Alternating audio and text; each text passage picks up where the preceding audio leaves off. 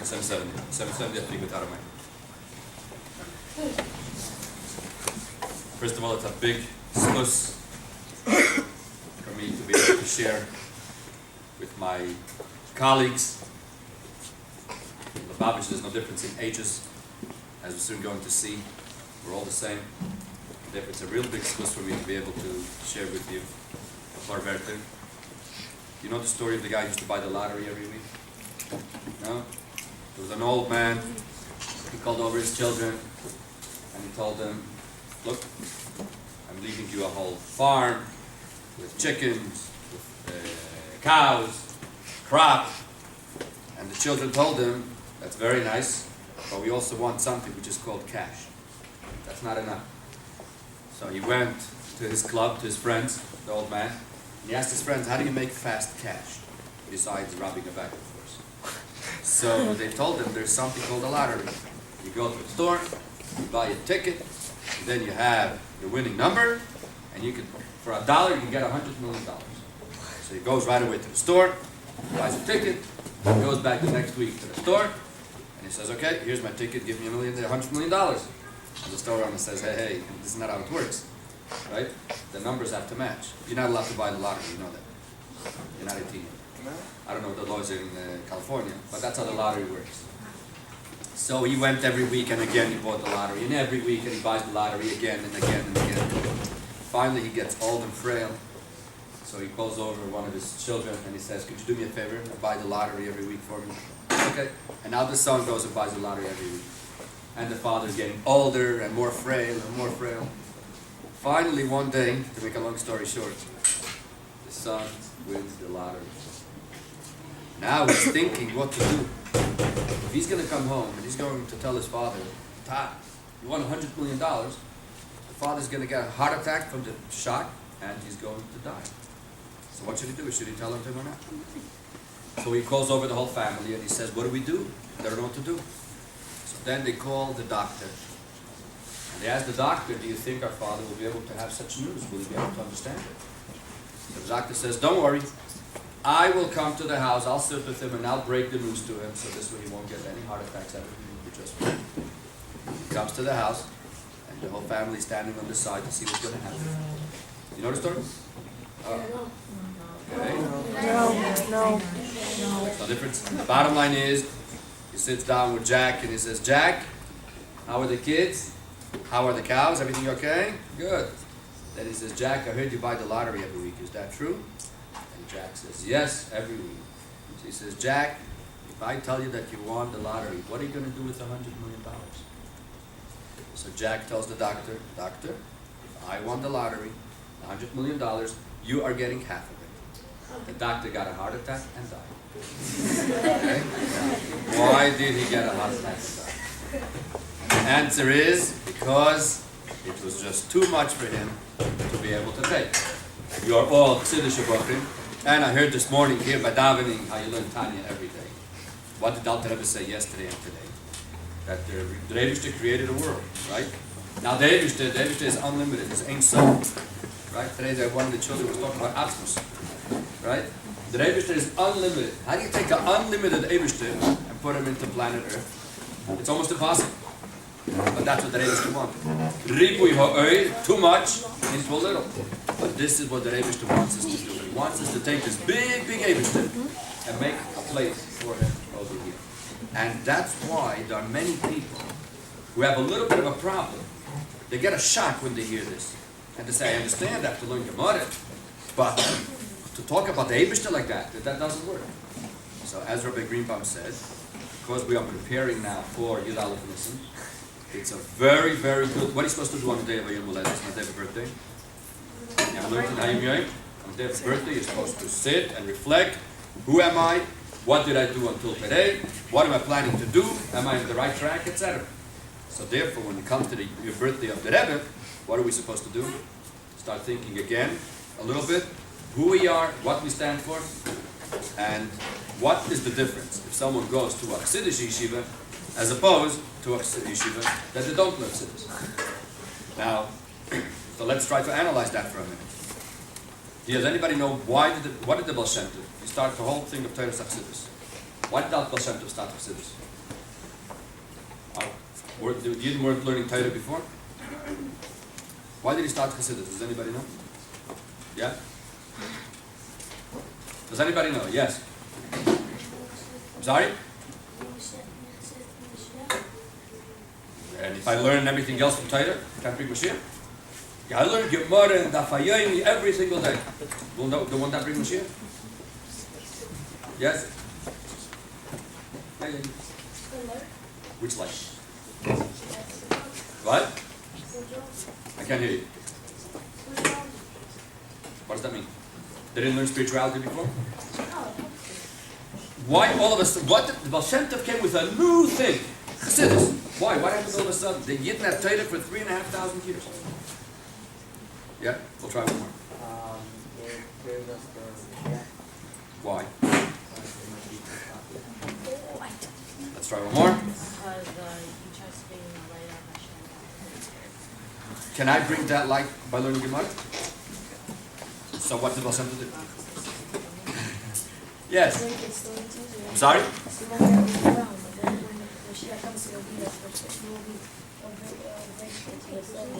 In other words, we shouldn't be like that doctor that all of a sudden he got a shock. Yeah, but you don't have to learn Chassidus for that. He could have just give shiurim on the concept that Mashiach is coming soon. And therefore everyone should get ready, and then we're all set. Right? Should we try one more? Yes. Anybody follows the Shulchan Aruch?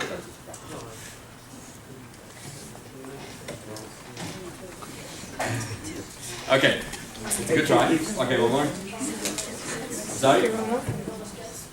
Okay, always one more. With? Okay, so learn more Gemara. With Rashi and cases and Mashon. You're going to have a lot of light there. Let's make this very, very short and sweet. You want to try? Go ahead. Yeah, because all the Yidden were starting. I'm sorry? All the Yidden were starting to get scared, and they started moving into. What were they scared of? They were scared of like the Kazakhs and everything. They were scared of. So you should have given them guns. So they started moving. Started moving outward. Okay. Being that I do have to run to the airport, so we're going to make this very, very briefly. But in a very, very one line. What did the Baal Shem Tov do? And this is actually something that the Rebbe wrote to my father many, many years ago. So when my father went on his Chassidus to Italy over 50 years ago, at that time we weren't yet any. So even the Chassidus was only one volume of the Chassidus out. And it's the one-liner, but follow with me carefully. Before the time of the Baal Shem Tov, the Yidden were divided into two parts. You had the B'nai Torah, the people who learn Daf Yomi, and the people who learn Gemara, and they're big scholars, and so they learn all day. And then you have the simple people. What's made the simple people? The tailor, the shoemaker, the plumber, yeah? And it became that who is a tzaddik? Someone who sits and learns Torah all day. Who is a rasha? Someone who doesn't. Somebody who just sits and says Tehillim by after davening, and then he goes to work and he's a plumber all day. What makes him into a tzaddik? This is what happened there. And when you walked into a shul, you had the front and you had the back. The front of the shul was alle Reishalamdit. The back of the shul was the Pashat Yidden. And those days they didn't have the opportunities that we have today, with yeshivas and with tapes and all kinds of things. People were in the shtetla, and the people were in places, and most people couldn't afford even to pay for a malamed. So most people were amaratzi. And those who had, they were fortunate, and they were able to learn, so they were the grace mentioned, and the other people were the simple people. Came the Baal Shem Tov, and he said, this is wrong. This is not how you measure a Yid. How do you measure a Yid? By one thing only. How do you measure a Yid? By his neshama. Every Yid has a neshama. In the Gemara, in Nigla the Gemara in Shulchan Aruch, it doesn't discuss anything about the neshama. It discusses everything about the guf, what you're supposed to eat, what you're not allowed to eat, kosher, nishkosher, what you're allowed to wear, how you should conduct yourself on Shabbos, how you should conduct yourself on Yom Tov, Pesach, what you should eat on Pesach, not eat, everything from the guf. But the neshama doesn't discuss anything in Nigla the And soon we'll discuss why the Baal Shem Tov had to do that. Came the Baal Shem Tov and he said, Kinderlach, there is something which is higher than the guf, that the eye doesn't see, and that is the neshama. Every single Yid has a neshama. And now there's another very important point. The world is like a puzzle. Who is more important in the world? A Harvard professor or a plumber? Who has a higher position?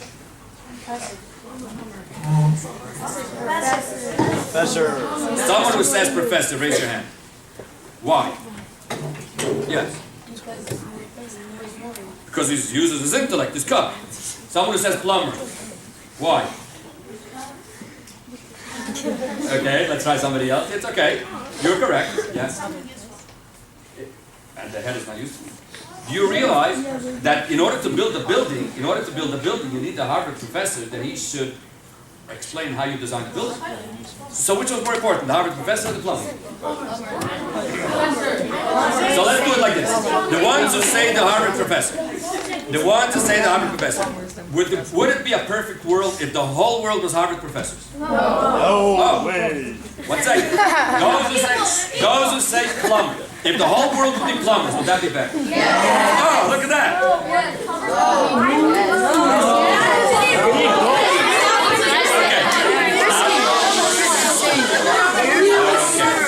The answer is as follows. The answer is as follows. Read a word of both of them. The answer is that Abishta made a very perfect world. How do you make a perfect world? You have professors and you have plumbers. Everyone is important. When it comes to building or whatever it is, you need to have the professor. When it comes to fix a toilet, you need a plumber. Because if you're going to call a Harvard professor to fix your toilet, you know what's going to happen? You don't want to know what's going to happen, right? And then if, let's say, your garment rips, and you go to a Harvard professor to fix it, who knows what's going to happen? If you give it to a tailor, oh, he'll be able to fix it. So the Rebbe made a very perfect world.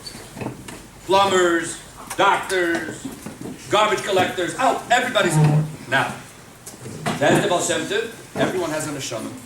So a neshama comes down into this world into a Cheder, and a neshama comes down into a plumber, and the Cheder sits and learns, and the plumber does his job. So now the world is fine. Now how much does each one have to learn? So for that we have in Shulchan Aruch, Hilchas Talmud Cheder. In Hilchas Talmud Cheder it says how much each one has to learn. So someone who's up in Cheder, a Bachar in Yeshiva has to learn how many hours a day? Let's say 10 hours a day. I'm not talking about I'm talking about the Ben Cheder official. He has to learn, let's say, 10 hours. But let's say, the plumber has to learn, let's say an hour in the morning and an hour at night. So, the Ben Cheder comes down, he has to teach, he has to learn 10 hours a day. The plumber learns, has to do his plumbing, and he does 2 hours a day. Are they equal? Oh. Doesn't the Baal Shem Tov say something nice? Why? Because he said there's a neshama, and we measure everyone according to the neshama. Did you ever hear of the word misnagdim? What are the misnagdim? Oppose. Why did they oppose the Baal Shem Tov? The Baal Shem Tov said something so beautiful. The answer is because those days there was no internet and newspapers like we have today. The Baal Shem Tov was sitting in Mezhibush. The Bnei Cheder, the Nigla people were sitting in Vilna. And all the people in Vilna heard that what did the Baal Shem Tov say? That the Ben Cheder and the plumber are on the same level. What kind of chutzpah is this? I still learn 10 hours a day. He learns only 2 hours a day. How are they the same? They didn't hear the whole story of the neshama. And that's why all those people who later started finding out about what Chassidus has to teach in the neshama, they all became Chassidus. But those who didn't, they didn't understand. The problem is that if the Baal Shem Tov would have stopped at that, they would have been able to. The problem is the Baal Shem Tov went through. And the Baal Shem Tov came and said that what happens, listen carefully, what Alter Rebbe says in Tanya, what happens if one day the neshama comes down into the Cheder, he's supposed to learn 10 hours and he learned only 9 hours. And the plumber, instead of learning 2 hours, he learned 2 hours and a quarter. That was higher. Why? This one learned 9 hours and this one learned only 2 hours. Because why? Very good. Because the Baal Shem Tov says we don't look at the clock, we look at the neshama. This neshama came down to learn 10 hours. How much did he learn? 9 hours. Arosha. Plumber learned 2 hours and a quarter. Oh, that's a tzaddik. So now who's the tzaddik and who's the Rosh? Could you imagine when in Vilna they found out Not only does the Baal Shem Tov say that they're equal, the plumber and the Ben Cheder, it turns out that the Ben Cheder sometimes is a Rasha and the plumber's a tzaddik. Could you imagine the Hertas of the Ben Cheder? So the Baal Shem Tov get more chassidus, more mistakes. But the problem is that the Baal Shem Tov went even further. And what did the Baal Shem Tov say? A song that all of you know, and listen carefully to the words. Let's say them together. To love a fellow just the same as continue.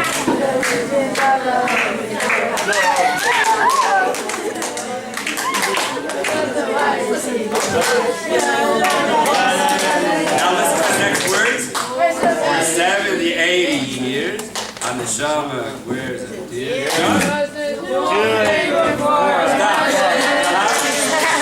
So what does that mean? Sometimes when the Shama comes down to this world for 70, 80 years, just to do a famous thing. Do you realize what that means? Do you realize what that means? So now the Baal Shem Tov lost anybody who was even thinking of looking towards the Baal Shem Tov. Okay? And that is exactly what Torah Chassidus is.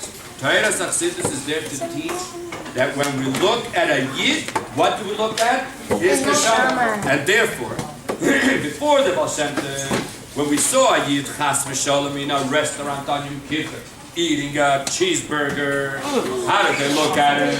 Shake it. Skillet, Nekva, Hedek, Hedek is not enough. What did the Baal Shem Tov say? When you see a Yid that does that, how are you supposed to look at? Hey, relax for a minute. Zaneshama, imagine there are two friends walking down the street and they smell, there's a medicine smell in a certain corner. And they see that there's garbage there, which is sitting there for years. What do? You run away from the smell. But one of them notices that in the smell, in the garbage, there's a jewel, there's a diamond. You go and get it, or you say, no, I don't want to get dirty. Someone who understands what is a diamond, is going. The other one says, Mr. Meshuggah. Who says Mr. Meshuggah? The one who doesn't understand what is a diamond. But if you understand what is a diamond, then you go in the schmutz, the mechilas kvaydai, you take out the diamond, you go home, you wash up, and nicely, gently, you take care of that diamond, and then you become. That is what the Baal Shem Tov taught us. Every single Yid is a Jew. No difference what he did yesterday or what he's going to do tomorrow. When we look in the mirror, obviously we have to look at someone who needs to always become better and better. But when we look at another Yid, how are we supposed to look at?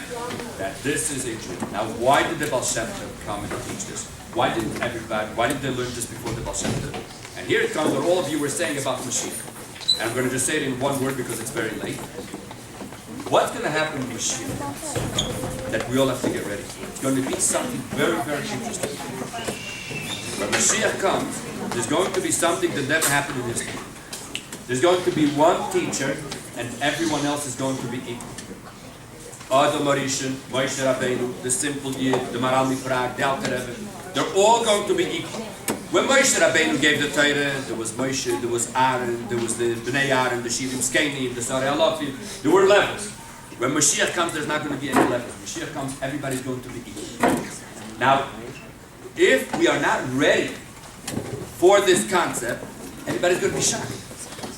How can we relate to something like this, that everybody's equal? How can you say the Moshe Rabbeinu and the simple Jew are the same? If you look at their body, it's true, you're right, you can't figure this out. Moshe Rabbeinu, the simple person, not going to be on the same level.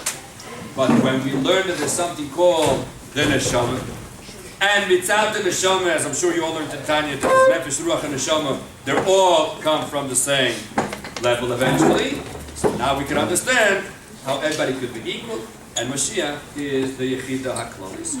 That's why we can have a concept of one teacher and everyone on the same level. Lo Yolamdu Oidi Shestre Eyos, the Alter Rebbe brings in that Dom and Tanya the Pasuk, that all the Yidden are going to be equal. So now we understand basically the concept of Chassidus, and therefore you should be very, very proud of the fact that you are those Chayolim who are learning in the Rebbe's Yeshiva, who are there to learn Nigle and Chassidus, how they both blend together, and we are there to teach that and share it with all other years. Therefore, I'm going to leave you with this last story. When my parents had to get married, this was over 50 years ago, it was a time when the Rebbe was called Cheder Kedushin. You know Cheder Kedushin? Have you ever seen the book Mekadesh Yisrael? There's a sefer, a beautiful big book that has the pictures of when the Rebbe used to do Cheder Kedushin, all the weddings. The first 10 years of the Rebbe Messias, the Rebbe was Cheder Kedushin of the weddings. The first 5 years, the Rebbe used to even go to the hall where the chassan was. Then the Rebbe stopped it. The Rebbe said he's not going anymore to halls. Thank God, the next custom was a very, very Chassidus Bocher, and his name was David Raskin, and he said that he wants the Rebbe to be Cheder Kedushin. So what's he going to do? He's going to make a chuppah in 770 and finish. And this way the Rebbe was everybody should have the chuppah in the hall. And he said no, he's having it in 770. Then we'll go to the hall. And because he did that, so the Rebbe was Cheder Kedushin in 770, and all the people who got married in the next 5-6 years. The Rebbe was Cheder Kedushin because they used to do the chuppah in 770, and that's why today, all the weddings, what do they do to do chuppah in 770? And everybody thinks that that's a minute. No, it all started for a reason. Because somebody helped it, that he'll be able to get the Rebbe to Cheder Kedushin. And then, even when the Rebbe stopped in Cheder Kedushin, at least they wanted to have the chuppah right by the Rebbe's window, so the Rebbe is part of the chassan. Anyway, when my parents got married, it was still the time when the Rebbe was Cheder Kedushin, and my father wanted to have the chuppah in New York. So the Rebbe was Cheder Kedushin. My grandfather, my mother's father, who has a few weddings here, his name was Sholem Posner, and in your book, the latest one, I think there was a story from him also. So he was a shliach. He was the only shliach of the Rebbe who still learned the Lubavitch by the Rebbe Rashab. He was the oldest shliach. And you know today they make the roll call by the Skinnus HaShluchim, the roll call. How did the roll call start? Because when it came to the first Skinnus HaShluchim, there were 25 years lighted. And my Zayda was the oldest, and he said, "Can I ask a favor? If everybody could please say their name, because I want to know who everybody is." And that's how the roll call started. Anyway, so he was a shliach in Pittsburgh. Pittsburgh is an hour away by plane from New York. He also wanted the Rebbe to be Cheder Kedushin. And by the way, the first time that the Rebbe was Cheder Kedushin after Messias was also by my mother's brother, Sapon, by your Zayda, who was here. Sunday you saw his Zayda. He was the first one that the Rebbe was Cheder Kedushin 62 years ago. Anyway, the famous picture of the Rebbe smiling the first year is from that castle. That was the first picture of the Rebbe. Anyways, so they came to my parents' wedding. My Zayda said that he has a problem because since he's a shlichus in Pittsburgh, and if he's not going to make the chassan in Pittsburgh, the people over there are going to have complaints to him. The yeshiva host in Pittsburgh, the money you collect in Pittsburgh, everything in Pittsburgh. You make a chassan, you run to New York. So he asked the Rebbe, what's stood from that? On the one hand, we want the Rebbe to be Cheder Kedushin. On the other hand, we have to have the chassan in Pittsburgh. What do? The Rebbe said, okay, we're going to make a compromise. We'll make the chuppah in 770 and the wedding in Pittsburgh. Or after the chuppah, they go to the airport and the fire and we get to Pittsburgh. This is how it goes. Okay. So the Rebbe that day, David's mincha early, so they should be able to have the chuppah early, and then they went to Pittsburgh. I heard this from a cousin of ours from Manhattan. It's not 100%. And he was there, and he says that he drove the car with my parents to the airport. Those days there was no security when you go on the plane. So the but and in other words, it's, let's say if my father had to go on the plane, I was able to go up to the plane with my father to help him, and then get off the plane. And then there was no, it wasn't a tunnel that went to the plane. It used to go with the steps up. You used to go down till the plane was far out, and you used to walk up the steps. So when my parents went to Chassidus Kala after the chuppah, so a whole bunch of bachrim with us, they all went along. And versteht that the bachrim had mashki with them, so they were lebedik, they're dancing with the chassid. They got on the plane, and they were dancing on the plane. Finally, the pilot comes on and he says, guys, we have to leave. Whoever is not traveling with us, please go off the plane. And the bachrim tell them, was that's the big gashmi is was. But anyway, finally, they got all the bachrim off the plane. The pilot thought that was the end of the story. That was the end. The bachrim got off the plane and they started dancing over there. Okay, the plane takes off and they see the bachrim dancing. Landing in Pittsburgh. All of a sudden, the pilot comes on the microphone. They're landing, and he says, "It's impossible! It's impossible!" And everybody in the plane got scared. Well, what else is impossible? And the pilot says, "Look out! Whoever's on the left side of the plane, look out the window." They look out the window, walking, dancing. So and everybody can't figure out what's still on the plane. To make a long story short, Normally, after they open the doors of the plane, right? Normally, that's what I'm going to bring out to you in just a second. Normally, obviously, you're going to see what the pilot did. Normally, the pilot is, after they open the doors, the pilot is the last one that goes off the plane. I think it's according to the law. Because it's like a captain of a ship, and he has to wait till after everybody's over, unless he has to run a flight. But I'm just saying, in general, he's the last one. Here, he parked, he went to the door, opened the door, went down, and he asked his Bachram, he said, how did you guys make it so fast? The Bachram are looking at him, they verstehen, he got stuck in church. Anyway, so they explained to him that they are not the ones. They also didn't. I said, so finally he said, I saw you guys dancing it in. And these were Bachram that came the night before to make Lebedik, the Chassidus in Pittsburgh, and they were dancing over there. So the pilot said this line, and this is the line that I want you to remember. Although a guy said it, but it's a beautiful line.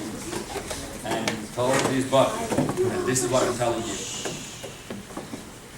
He said, you guys, you all look alike, and you sing the same tune. This is what a guy saw. You all look alike and you sing the same tune. Remember, we are all parts of one army. Between us, some say this and some say that. When we are out there, people don't see those differences. People see that we all look alike. We are all the Rebbe's. We are all Lubavitchers.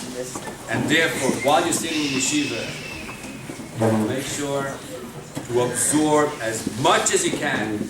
Nigla, Chassidus, learn as much as you can in yeshiva. Because once you leave yeshiva, it's going to be much tougher. And we are going to be full of Nigla and Chassidus. And make the Rebbe proud. Then Yirtzeh Hashem, today we will be Zaydah. Go out with Mashiach, and the Rebbe will be able to say, look at my beautiful army. Amen.